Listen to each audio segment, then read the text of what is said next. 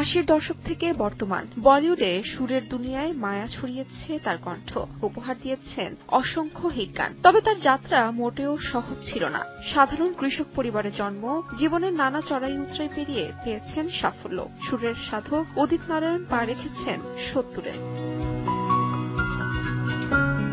জীবনের প্রথম অনুপ্রেরণা ছিলেন মা। তাকে দেখেই গানের ভুবনে পথ চলা। স্টেজ শো থেকে রেডিও, এরপর স্বপ্নের খোঁজে মুম্বাই। শুরুতে ভাগ্য সহায় হয়নি। জীবিকার তাগিদে মাত্র 100 টাকা বেতনে চাকরি নেন হোটেলে।